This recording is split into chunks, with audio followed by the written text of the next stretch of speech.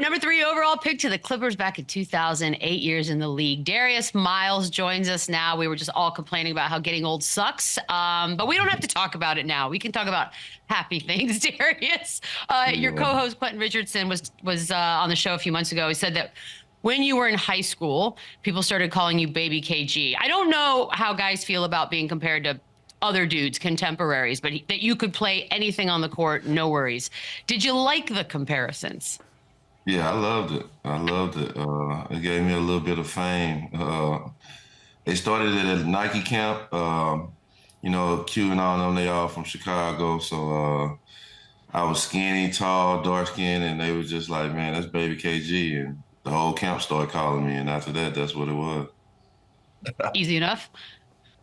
D. Miles, when you were in high school, you were invited to Michael Jordan's camp, right? Yeah. And there's rumors that you guys played one-on-one. Was there any truth to that? No, I didn't play him one-on-one. I played against him my first time playing, and everybody was kind of scared to guard him. So I stepped up to the plate. I was only like going to be in 10th grade, so I stepped up to the plate like I guard him, and he just like.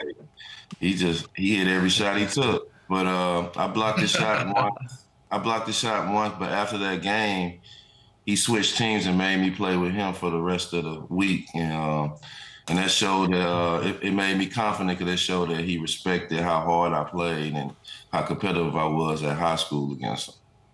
Man, that's awesome. Great. And there's also stories is it true that he convinced you to not sign with And1 and to sign with Nike and Jumpman?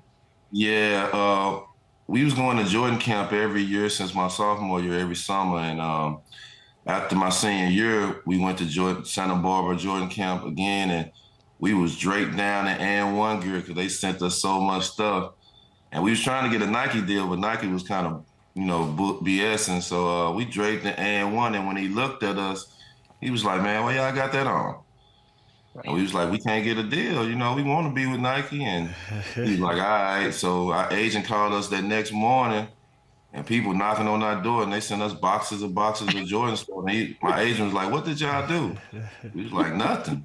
And he signed me and Q to Jordan and made Nike pay us. Oh, that's perfect. I love that. That led to you and Q doing the Jordan commercial in 2002. You still get the packs? You still get the boxes? Some here and there, not as many as they used to be. Yeah. Yes. What's your favorite P's that you got back in the day? Oh, the patent leathers. Them was my favorite ones. Any cover, the patent leathers, they were just always, you just felt luxury and it just felt like upper class when you had them patent leathers on, whether it was the grays, the black and whites, the black and reds. It's just, it's like they fit perfect. Cool grays changed the game. You put them cool grays on with anything. You could hoop in them, wear them to school, whatever. The cool grays is the ones. Fancy. Okay, coming out of high, you just mentioned the fact you're playing against MJ in 10th grade. It's just shocking. But you come out of high school, what kind of pressure, if any, did you feel? Or were you so young that maybe that didn't even register yet for you? It was a lot of pressure because, the team that I got drafted to, it was like a college team. Like every other team was, way older, way more mature. And back in that day, a lot of organizations and a lot of players really wasn't fond of guys coming straight out of high school. So, it's like we had to prove ourselves a little bit more because we skipped the process of college like everybody else. And, when you go into a team and guys that been in college or guys that been in the league for a while, they like, man, they ain't finna let this high school guy come in and take spots. So it was a lot of pressure. Every game, you had to prove yourself, to get your peers, to get the respect from your peers. Did you ever, even now, think if you could do it all over again, would you have changed anything? Would you have gone to college? Had you given that thought? Was there a college you would have gone to? You're committed to St. John's, right? Yeah, I committed to St. John's.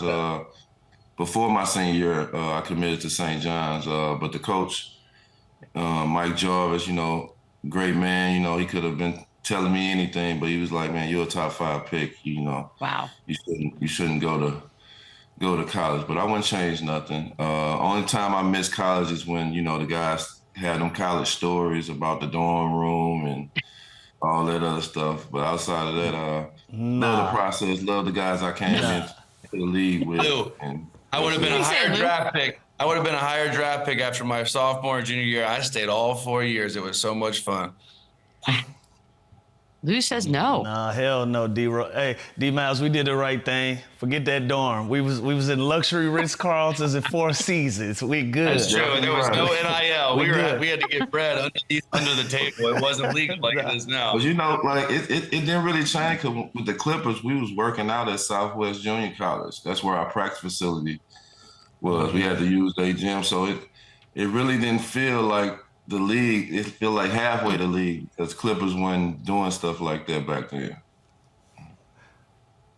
Yeah, listen, when I got drafted by the Sixers, we practiced at a spot called PCOM. It was like a medical college, and we used the gym. Like, we couldn't even come in and get extra shots or anything. They like, yo, the gym is booked up for the rest of the day. We couldn't even take showers. So we had to go home and take a shower.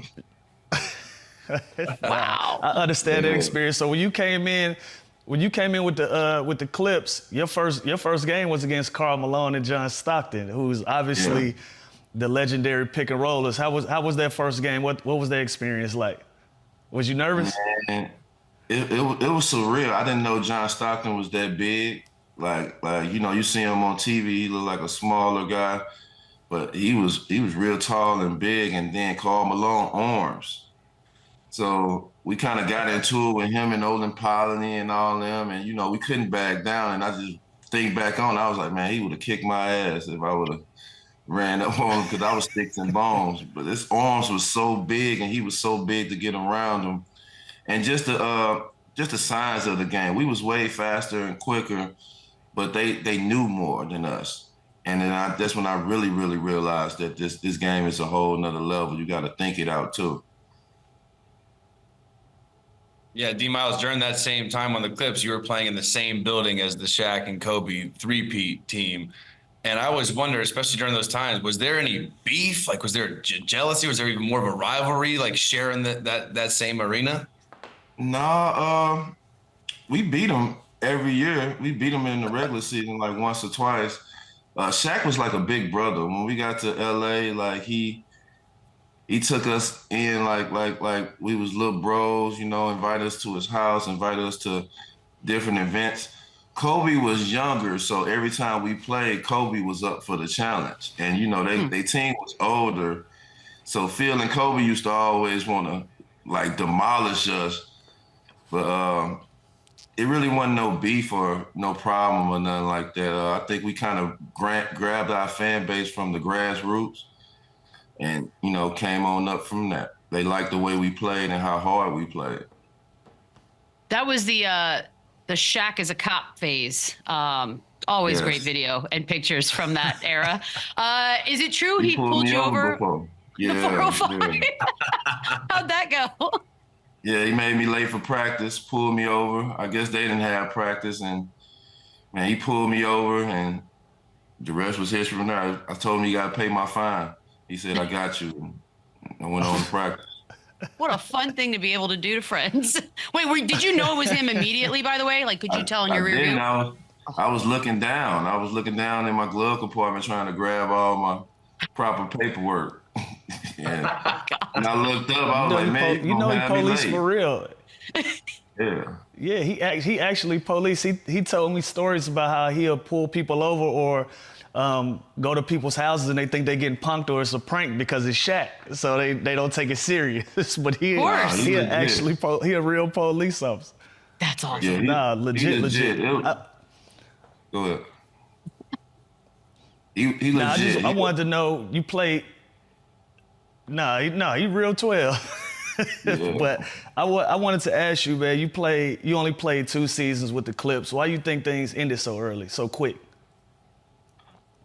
I think it's just the organization, just how they was ran. I don't like we had all that talent, but we had enough money to pay two superstars max money. There wasn't nobody on the team making no money or nothing like that. I just think that the organization really wasn't looking or believed in themselves to be a good organization.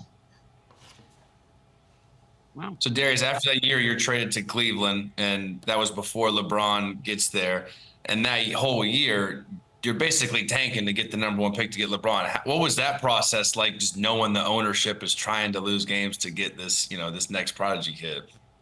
I never lost like that ever in my life. I didn't understand it completely. I was going to LeBron games. His games was way more packed than our games. Like everybody was going to his games. So I was hoping that we didn't have a game on the day that they had a game because, his games was live. So going to his game this whole senior year, but I never been through that much losing.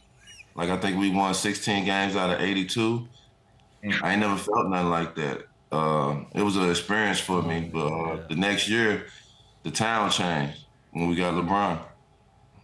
Yeah, it's crazy when we think about the year before a team becomes great. Forget about what that felt like. At the end of that season, there was a local reporter that asked you guys about the possibility of LeBron coming to the Cavs. Carlos Boozer had said that the Cavs had better guys on the team. We're doing this. You said this. We got the video. Roll it.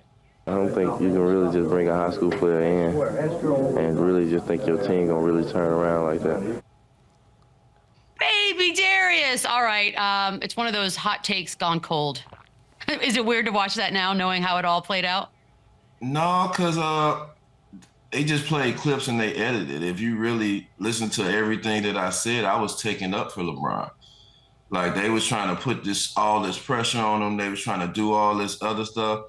Like I was with LeBron like his senior year. I used to go over his house. I used to go to the games and all that stuff. We had a relationship before he came to the Cleveland. So if you really look at the whole interview and everything they saying, I'm a country boy, so I probably used a lot of wording that they might not have understood in a slang type way. But in that statement, if you listen to everything I said, I was taking up for him because I was like, man, y'all ain't finna put pressure on my man like that to just turn something around. Like, and if you know what team we was on, we won 16 out of 82.